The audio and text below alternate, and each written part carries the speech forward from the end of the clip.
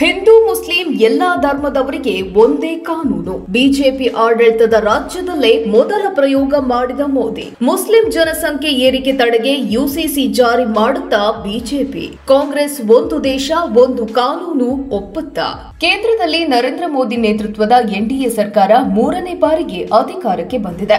ಈ ಹಿಂದಿನ ಕಳೆದ 2 ಅವಧಿಯಲ್ಲಿ ಹೇಳಿದ್ದ ಕೆಲವು ಕಾನೂನುಗಳನ್ನ ಜಾರಿಗೆ ತರ್ತಾ ಇದೆ. ಅದರಲ್ಲಿ 370 ಅಂದ್ರೆ ಜಮ್ಮು ಕಾಶ್ಮೀರಕ್ಕೆ ಈ ಹಿಂದೆ ನೀಡಲಾಗಿದ್ದ ವಿಶೇಷ ಸ್ಥಾನಮಾನ ರದ್ದತಿ, ಮುಸ್ಲಿಂ ಮಹಿಳೆಯರಿಗಾಗಿ ತ್ರಿವಳಿ ತಲಾಖ್ ನಿಷೇಧ ಮಾಡಿದ್ದು, ರಾಷ್ಟ್ರೀಯ ಶಿಕ್ಷಣ ನೀತಿಯಂತಹ ಕಾನೂನುಗಳನ್ನ ದೇಶದಲ್ಲಿ ಜಾರಿಗೆ ತಂದಿದ್ದು, ಅದರ ಮುಂದಿನ ಭಾಗವಾಗಿಯೇ ಈಗ ಬಿಜೆಪಿ ಆಡಳಿತವಿರುವ ಉತ್ತರಾಖಂಡದಲ್ಲಿ ಯೂನಿಫಾರ್ಮ್ ಸಿವಿಲ್ ಕೋಡ್ ಇಂಪ್ಲಿಮೆಂಟ್ ಮಾಡುವ ಮೂಲಕ ಮುಂದೆ ದೇಶದಾದ್ಯಂತ ಜಾರಿಯ ಮುನ್ಸೂಚನೆ ನೀಡಿದೆ. ಯೂನಿಫಾರ್ಮ್ ಸಿವಿಲ್ ಕೋಡ್ ನಮ್ ಕನ್ನಡದಲ್ಲಿ ಹೇಳಬೇಕಾದ್ರೆ ಸಮಾನ ನಾಗರಿಕ ಕಾಯ್ದೆ ಅಂತ. ಈಗಾಗಲೇ ಗೋವಾ ಈ ಕಾಯ್ದೆಗೆ ಒಳಪಟ್ಟಿದೆ. ಇದೀಗ 2ನೇ ರಾಜ್ಯವಾಗಿ ಉತ್ತರಾಖಂಡ ಈ ಸಾಲಿಗೆ ಸೇರಿಕೊಳ್ತಿದೆ. ಇನ್ನು ನಮ್ಮ ರಾಜ್ಯದಲ್ಲೂ ಮೋದಿ ಸರ್ಕಾರದ ಕಾನೂನುಗಳನ್ನು ತಿರಸ್ಕರಿಸುವ ಸಿದ್ದರಾಮಯ್ಯ ಸರ್ಕಾರ ಈ ಹಿಂದೆ ಕೇಂದ್ರದ ಸಿಎಎ ಸೇರಿದಂತೆ ಹಲವು ಕಾನೂನುಗಳನ್ನು ವಿರೋಧಿಸುತ್ತಲೇ ಬಂದಿದೆ. ಆದ್ರೆ ನಮ್ಮಲ್ಲೂ ಈ ಯೂನಿಫಾರ್ಮ್ ಸಿವಿಲ್ ಕೋಡ್ ಜಾರಿಗೆ ಬರಬಹುದಾ? ಅದನ್ನ ಈ ಸಿದ್ದರಾಮಯ್ಯ ಸರ್ಕಾರ ಇಂಪ್ಲಿಮೆಂಟ್ ಮಾಡ್ಕೋಬಹುದಾ? ಇದು ಜಾರಿಯಾದ್ರೆ ಏನೆಲ್ಲ ಬದಲಾವಣೆಗಳಾಗ್ತವೆ ಅನ್ನೋದನ್ನ ನೋಡೋದಾದ್ರೆ, ಉತ್ತರಾಖಂಡ್ ಜಾರಿಗೆ ತಂದಿರೋ ಈ ಸಮಾನ ನಾಗರಿಕ ಕಾಯ್ದೆ ಅಥವಾ ಏಕರೂಪ ನಾಗರಿಕ ಸಂಹಿತೆಯು ಹಲವು ಮಹತ್ವದ ಬದಲಾವಣೆಗಳನ್ನು ಒಳಗೊಂಡಿದೆ. ಅದರಲ್ಲಿ ಮುಖ್ಯವಾಗಿ ವೀಕ್ಷಕರೇ, ಬಹುಪತ್ನಿತ್ವ ಪದ್ಧತಿಗೆ ಇದರಲ್ಲಿ ಮಾನ್ಯತೆ ನೀಡಲಾಗಿಲ್ಲ. ಅಂದ್ರೆ ಯಾವುದೇ ಒಬ್ಬ ಪುರುಷ ಅಥವಾ ಮಹಿಳೆ ಒಂದೇ ಮದುವೆ ಆಗಬೇಕು. ಇನ್ನು ಮದುವೆಯ ಮುಂಚೆ ಅವರು ಯಾವುದೇ ತರಹದ ಸಂಬಂಧ ಹೊಂದಿರಬಾರದು. ಈ ಕಾಯ್ದೆಯು ಕೇವಲ ಏಕಪತ್ನಿತ್ವವನ್ನ ಒತ್ತಿ ಹೇಳ್ತದೆ. ಇದಕ್ಕೆ ಸಂಬಂಧಿಸಿ ಹೆಚ್ಚಿನ ವಿಚಾರಗಳನ್ನ ಕಾಯ್ದೆಯ 4ನೇ ಸೆಕ್ಷನ್ನಲ್ಲಿ ಹೇಳಲಾಗಿದೆ. ಇನ್ನು ಈ ಕಾಯ್ದೆಯಲ್ಲಿ ಹೆಣ್ಣು ಹಾಗೂ ಗಂಡಿನ ಮದುವೆ ವಯಸ್ಸಲ್ಲಿ ಯಾವುದೇ ಚೇಂಜಸ್ ಮಾಡಿಲ್ಲ. ಮೊದಲಿನಂತೆ ಹೆಣ್ಣು 18 ಹಾಗೂ ಗಂಡು 21 ವರ್ಷಗಳಾದ್ಮೇಲೆ ಮದುವೆ ಮಾಡ್ಕೋಬಹುದಾಗಿದೆ. ಆದ್ರೆ ಇಲ್ಲಿ ಮದುವೆ ಆದ್ಮೇಲೆ 2 ತಿಂಗಳೊಳಗೆ ಸಮೀಪದ ವಿವಾಹ ನೋಂದಣಿ ಮಾಡುವ ಅಧಿಕಾರಿಗಳ ಕಚೇರಿಗೆ ಹೋಗಿ ರಿಜಿಸ್ಟರ್ ಮಾಡ್ಕೋಬೇಕು. ಒಂದ್ ವೇಳೆ ತಪ್ಪಿದಲ್ಲಿ ದಂಪತಿಗಳ ಮಧ್ಯೆ ಮಾನ್ಯತೆ ಕಳೆದುಕೊಳ್ಳಲ್ಲ. ಆದ್ರೆ ಅವರಿಗೆ 10,000 ದಂಡ ವಿಧಿಸಲಾಗುತ್ತದೆ ಹಾಗೂ 3 ತಿಂಗಳು ಜೈಲು ಶಿಕ್ಷೆ ನೀಡಬಹುದಾಗಿದೆ. ಅಷ್ಟೇ ಅಲ್ಲದೆ ಹೆಚ್ಚಿನ ಸ್ಪಷ್ಟತೆ ಬಯಸೋ ಈ ಕಾಯ್ದೆಯಲ್ಲಿ ನೋಂದಣಿ ಮಾಡಿಸುವಾಗ ಬೇಕಾಗಿಯೇ ಗಂಡ ಹಾಗೂ ಹೆಂಡತಿ ಇಬ್ರೂ ಸಹ ತಪ್ಪು ಮಾಹಿತಿ ನೀಡಿದ್ದು ಗೊತ್ತಾದ್ರೆ 25,000 ದಂಡನೂ ಸಹ ಕಟ್ಟಬೇಕಾಗತ್ತೆ. ಇನ್ನು ಈ ಕಾಯ್ದೆ ಬರೋ ಮುಂಚೆನೆ ಮದುವೆ ಆದವರು ಯುಸಿಸಿ ಜಾರಿಗೆ ಬಂದ 6 ತಿಂಗಳೊಳಗಾಗಿ ಅಲ್ಲಿನ ಸರ್ಕಾರಕ್ಕೆ ಘೋಷಣಾ ಪತ್ರ ನೀಡಬೇಕು. ಅಲ್ಲದೆ ಧಾರ್ಮಿಕ ಹಕ್ಕುಗಳನ್ನ ರಕ್ಷಣೆ ಮಾಡೋದ್ರ ಬಗ್ಗೆ ಒತ್ತು ನೀಡಿರೋ ಕಾಯ್ದೆಯು ಎಲ್ಲಾ ಸಮುದಾಯ ಹಾಗೂ ಧರ್ಮದವರು ಸಹ ತಮ್ಮ ಸಂಪ್ರದಾಯಗಳ ಪ್ರಕಾರ ಮದುವೆ ಮಾಡಿಕೊಳ್ಳೋಕೆ ಇಲ್ಲಿ ಅವಕಾಶ ನೀಡಲಾಗ್ತಿದೆ. ಇನ್ನು ಸುಗಮ ದಾಂಪತ್ಯಕ್ಕೆ ಒತ್ತು ನೀಡಿರೋ ಯುಸಿಸಿಯು ಅದು ಜಾರಿಗೆ ಬಂದಿರೋ ಬಳಿಕ ಏನಾದ್ರೂ ವಿವಾಹ ವಿಚ್ಛೇದನಗಳು ಆಗಿದ್ರೂ ಸಹ ಅದನ್ನ ಸಂಬಂಧಪಟ್ಟವರು ಸರ್ಕಾರದ ಗಮನಕ್ಕೆ ತರಬೇಕಾಗ್ತದೆ. ಈ ಏಕರೂಪ ನಾಗರಿಕ ಸಂಹಿತೆಯು ಲಿವ್ ಇನ್ ರಿಲೇಶನ್ಶಿಪ್ ಅಂದ್ರೆ ಗಂಡು ಅಥವಾ ಹೆಣ್ಣು ಸಹಜೀವನ ನಡೆಸುವುದು ಎಂದರ್ಥ. ಎಸ್, ಯುಸಿಸಿಯು ಲಿವ್ ಇನ್ ರಿಲೇಶನ್ಶಿಪ್ ಬಗ್ಗೆಯೂ ಪ್ರಸ್ತಾಪಿಸಲಾಗಿತ್ತು. ಅದು ಉತ್ತರಾಖಂಡದವರೇ ಆಗ್ಲಿ ಅಥವಾ ಬೇರೆ ರಾಜ್ಯದವರೇ ಆಗ್ಲಿ, ಅವರು ತಮ್ಮ ಸಹಜೀವನ ಆರಂಭಿಸಿದ 1 ತಿಂಗಳಲ್ಲಿ ಅದನ್ನು ಕೂಡ ರಿಜಿಸ್ಟರ್ ಮಾಡಿಸಬೇಕಾಗತ್ತೆ. ನೂತನ ಕಾನೂನಿನ ಸೆಕ್ಷನ್ 378ರಲ್ಲಿ ಬರೋ 381 ಅಂದ್ರೆ ಈ ಸೆಕ್ಷನ್ ಅಡಿಯಲ್ಲಿ ಇಬ್ರು ಅವರ ಹೇಳಿಕೆಯನ್ನ ನೋಂದಣಿ ಅಧಿಕಾರಿಗಳ ಬಳಿ ದಾಖಲು ಮಾಡಬೇಕಾಗುತ್ತೆ. ಇನ್ನು ಉತ್ತರಾಖಂಡ್ಗೆ ಸಂಬಂಧಿಸಿದ ಯಾರೇ ಆಗ್ಲಿ ಬೇರೆ ರಾಜ್ಯದಲ್ಲಿ ನೆಲೆಸಿದ್ರೂ ಸಹ ಈ ರೀತಿಯ ರಿಲೇಶನ್ಶಿಪ್ ನಲ್ಲಿ ಇದ್ರೆ ಅವರು ಕೂಡ ತಮ್ಮ ಸಂಬಂಧದ ಬಗ್ಗೆ ಹತ್ತಿರದ ನೋಂದಣಾಧಿಕಾರಿಗಳ ಕಚೇರಿಯಲ್ಲಿ ದಾಖಲು ಮಾಡಬೇಕಾಗುತ್ತೆ. ಇಷ್ಟೇ ಅಲ್ಲದೆ ಒಂದ್ ವೇಳೆ ಈ ಸಂಬಂಧ ಕೂಡ ಮುರಿದೋದ್ರೆ ರಿಜಿಸ್ಟರ್ ಆಫೀಸಿನ ಅಧಿಕಾರಿಗಳ ಗಮನಕ್ಕೆ ತರಬೇಕಾಗುತ್ತೆ. ಈ ರೀತಿಯ ಸಂಬಂಧಗಳಲ್ಲಿ ಅಪ್ರಾಪ್ತರು ಕಂಡು ಬಂದ್ರೆ ಕೂಡಲೇ ಅಧಿಕಾರಿಗಳು ಸಂಬಂಧಿಸಿದವರ ಪೋಷಕರಿಗೆ ತಿಳಿಸಬೇಕಾಗತ್ತೆ. ಅಲ್ಲದೆ ಇದೇ ವಿಚಾರವನ್ನು ಗಂಭೀರವಾಗಿ ತೆಗೆದುಕೊಂಡಿರೋ ಕಾಯ್ದೆಯು ಅಪ್ರಾಪ್ತರು ಮದುವೆಯಾಗಿದ್ದಾರಾ ಅಥವಾ ಮತ್ತಾವುದೋ ರಿಲೇಶನ್ಶಿಪ್ ನಲ್ಲಿ ಇದ್ದಾರಾ ಅನ್ನೋದನ್ನ 30 ದಿನಗಳಲ್ಲಿ ಎನ್ಕ್ವೈರಿ ಮಾಡ್ತಾರೆ. ಇದಾದ ಬಳಿಕ ಲಿವ್ ಇನ್ ರಿಲೇಶನ್ಶಿಪ್ ನಲ್ಲಿ ಪಾಲಿಸಬೇಕಾಗಿದ್ದ ರೂಲ್ಸ್ ಬ್ರೇಕ್ ಮಾಡಿದ್ರೆ ಅಂತವರ ನೋಂದಣಿಯನ್ನ ಕ್ಯಾನ್ಸಲ್ ಮಾಡಲಾಗುತ್ತೆ. ಒಂದ್ ವೇಳೆ ಈ ರೀತಿಯ ಸಂಬಂಧದಲ್ಲಿ ಗಂಡು ಹೆಣ್ಣಿನ ಕೈಬಿಟ್ರೆ ಆಗ ಆ ಹೆಣ್ಣಿಗೆ ಪರಿಹಾರವನ್ನ ಕೇಳುವ ಅಧಿಕಾರನು ಈ ಕಾಯ್ದೆ ನೀಡಿದೆ. ಇನ್ನು ಮದುವೆನ ಯಾವ ತರ ರಿಜಿಸ್ಟರ್ ಮಾಡಬೇಕು ಮಾಡಬೇಕಾಗುತ್ತಲ್ಲ, ಅದೇ ರೀತಿ ಈ ಲಿವ್ ಇನ್ ರಿಲೇಷನ್ ಅನ್ನು ಸಹ ನೋಂದಣಿ ಮಾಡಿಸಬೇಕು.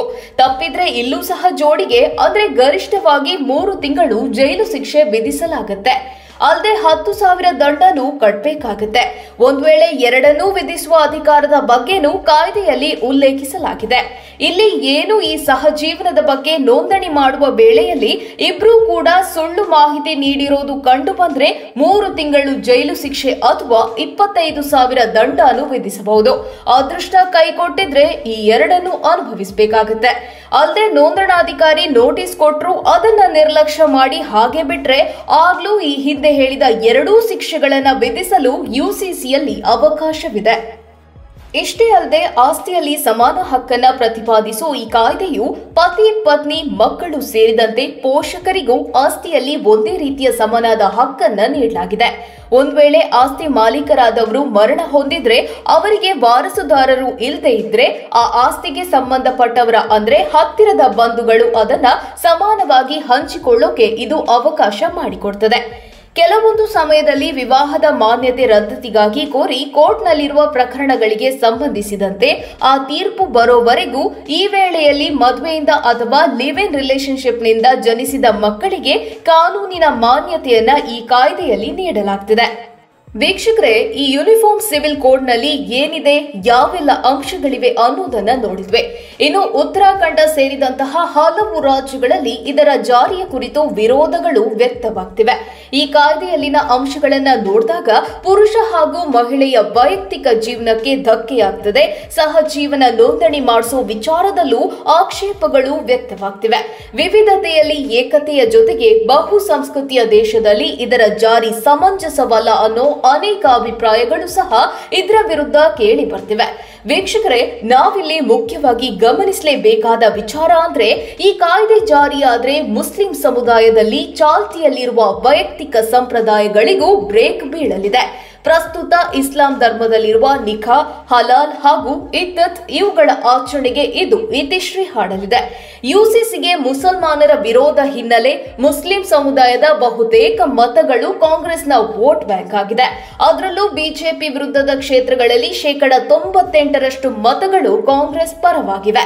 ರಾಜಕೀಯ ಲಾಭದ ಲೆಕ್ಕಾಚಾರ ಹಿನ್ನೆಲೆ ಕಾಂಗ್ರೆಸ್ ಮುಸ್ಲಿಂ ಸಮುದಾಯದ ಪರ ನಿಲ್ಲಲೇಬೇಕಾದ ಅನಿವಾರ್ಯತೆಗೆ ಸಿಲುಕಿದೆ. ಹೀಗಾಗಿ ಕಾಂಗ್ರೆಸ್ ನಾಯಕರು ಯುಸಿಸಿ ಜಾರಿಗೆ ವಿರೋಧಿಸುತ್ತಿದ್ದಾರೆ. ಮತ್ತೊಂದೆಡೆ ಯಾವಾಗ 2019ರಲ್ಲಿ ಕೇಂದ್ರ ಸರ್ಕಾರ ಇದರ ಬಗ್ಗೆ ಘೋಷಿಸಿತೋ ಆಗ್ಲಿಂದಲೂ ಸಹ ಇದಕ್ಕೆ ದೇಶದಾದ್ಯಂತ ಪರ ವಿರೋಧದ ಮಾತುಗಳು ಜೋರಾಗಿದ್ದವು. ಕಾಯ್ದೆ ವಿರೋಧಿಸುವವರು ದೇಶದಲ್ಲಿ ಅಶಾಂತಿಯ ವಾತಾವರಣ ನಿರ್ಮಾಣ ಆಗುತ್ತೆ, ಭಾರತದಂತಹ ದೇಶದಲ್ಲಿ ಇದರ ಜಾರಿಗೆ ಅವಕಾಶ ನೀಡೋಲ್ಲ ಎಂದು ಕಾಂಗ್ರೆಸ್ ಸೇರಿದಂತೆ ಬಹುತೇಕ ವಿಪಕ್ಷಗಳು ಇದನ್ನ ವಿರೋಧಿಸಿದ್ದವು. ಅಷ್ಟೇ ಅಲ್ಲದೆ ನಮ್ಮ ಕರ್ನಾಟಕ ರಾಜ್ಯದಲ್ಲೂ ಈ ಹಿಂದೆ ಮೋದಿ ಸರ್ಕಾರದ ನಿರ್ಧಾರಗಳನ್ನ ಕಟುವಾಗಿ ಟೀಕಿಸುತ್ತಾ ಕೇಂದ್ರದ ನೀತಿಗಳನ್ನ ವಿರೋಧಿಸುತ್ತಿರೋ ಸಿಎಂ ಸಿದ್ದರಾಮಯ್ಯ ನೇತೃತ್ವದ ಕಾಂಗ್ರೆಸ್ ಸರ್ಕಾರ ಈ ಕಾಯ್ದೆಯನ್ನ ಸುತರಾಂ ಒಪ್ಪೋ ಮಾತೇ ಇಲ್ಲ. ಯಾಕಂದ್ರೆ ಈ ಮೊದಲಿನಿಂದಲೂ ನಾವು ರಾಜ್ಯ ಕಾಂಗ್ರೆಸ್ ಪಕ್ಷವನ್ನ ಅಥವಾ ಸರ್ಕಾರನ ಗಮನಿಸಿದಾಗ ಬಹುತೇಕ ಮೋದಿ ಸರ್ಕಾರದ ನಿಲುವುಗಳಿಗೆ ಆಗ್ಲೇ ಗೇಟ್ ಪಾಸ್ ನೀಡಿರೋ ಉದಾಹರಣೆಗಳಿವೆ. ಅದರಲ್ಲಿ ಸಿಎಎ ವಿರುದ್ಧದ ಹೋರಾಟ ಹಾಗೂ ಇತ್ತೀಚೆಗೆ ರದ್ದುಗೊಳಿಸಿರೋ ರಾಷ್ಟ್ರೀಯ ಶಿಕ್ಷಣ ನೀತಿ, ಹೀಗೆ ಸಿದ್ದರಾಮಯ್ಯ ಸರ್ಕಾರ ತನ್ನದೇ ಆದ ಹಾದಿಯಲ್ಲಿ ಸಾಗ್ತಿದೆ. ಇನ್ನು ಈ ವಿಚಾರದಲ್ಲೂ ಸಹ ರಾಜ್ಯ ಸರ್ಕಾರ ಅದೇ ಗಟ್ಟಿ ನಿಲುವನ್ನ ಹೊಂದಿದ್ದು ಈ ಯುಸಿಸಿಯನ್ನ ಕರುನಾಡಲ್ಲಿ ಅಳವಡಿಕೆಗೆ ಸಿಎಂ ಸಿದ್ದರಾಮಯ್ಯ ಮುಂದೆ ಬರಲು ಸಾಧ್ಯವಿಲ್ಲ ಅಂತಾನೆ ಹೇಳಬೇಕಾಗುತ್ತೆ. ಬಿಜೆಪಿ ಹಾಗೂ ಮೋದಿ ವಿರುದ್ಧದ ನಿಲುವಿರುವ ಕಾಂಗ್ರೆಸ್ ಸೇರಿದಂತೆ ಡಿಎಂಕೆ ಎಡಪಕ್ಷಗಳು ಒಳಗೊಂಡ ಐಎನ್ಡಿಎ ಮೈತ್ರಿಕೂಟ ಯುಸಿಸಿಯನ್ನ ಜಾರಿ ಮಾಡೋದಿಕ್ಕೆ ಬಿಡೋದಿಲ್ಲ. ಇನ್ನು ಯುಸಿಸಿ ಪರವಾಗಿ ಬಹುತೇಕ ಬಿಜೆಪಿ ಆಡಳಿತದ ರಾಜ್ಯ ಸರ್ಕಾರಗಳು ಹಾಗೂ ಎನ್ಡಿಎ ಮೈತ್ರಿಕೂಟದ ರಾಜ್ಯಗಳು ಇದನ್ನ ಜಾರಿ ಮಾಡಲು ಯಾವುದೇ ವಿರೋಧಗಳಿಲ್ಲ. ಅಲ್ಲದೆ ಈಗಾಗಲೇ ಚಿಕ್ಕ ರಾಜ್ಯ ಗೋವಾದಲ್ಲಿ ಯುಸಿಸಿಯ ಮಾದರಿಯಲ್ಲೇ ರೂಲ್ಸ್ ಚಾಲ್ತಿಯಲ್ಲಿವೆ. ಇದೀಗ ಎರಡನೇ ರಾಜ್ಯವಾಗಿ ಉತ್ತರಾಖಂಡ ಇದರ ಅಳವಡಿಸಿಕೊಳ್ಳುವ ಮೂಲಕ ಮೋದಿ ಸರ್ಕಾರದ ಕಾಯ್ದೆಗೆ ಬಹುಪರಾಗ್ ಹೇಳಿದೆ. ಇದಾದ ಬಳಿಕ ಮೂರನೆಯ ರಾಜ್ಯದ ಸಾಲಿಗೆ ಗುಜರಾತ್ ಹಾಗೂ ನಾಲ್ಕನೇ ರಾಜ್ಯವಾಗಿ ಅಸ್ಸಾಂ ರಾಜ್ಯಗಳು ಈ ಯೂನಿಫಾರ್ಮ್ ಸಿವಿಲ್ ಕೋಡ್ ಅಳವಡಿಸಿಕೊಳ್ಳುವ ಸಾಧ್ಯತೆಗಳು ಕಂಡುಬರ್ತಿದೆ. ಫೈನಲಿ ಮೋದಿ ಸರ್ಕಾರ ಜಾರಿಗೆ ತಂದ ಬಹುತೇಕ ಕಾಯ್ದೆಗಳನ್ನೆಲ್ಲ ಬಿಜೆಪಿ ಆಡಳಿತವಿರೋ ರಾಜ್ಯಗಳೇ ಜಾರಿಗೆ ತಂದಿರುವುದು ಗಮನಾರ್ಹವಾಗುತ್ತದೆ. ಈ ಮೊದಲು ಹೇಳಿದಂತೆಯೇ ಕಾಂಗ್ರೆಸ್ ಮೋದಿ ಸರ್ಕಾರ ಜಾರಿಗೆ ತರುತ್ತಿರುವ ಬಹುತೇಕ ಕಾಯ್ದೆಗಳನ್ನೆಲ್ಲ ವಿರೋಧಿಸುತ್ತಲೇ ಬರ್ತಿದೆ.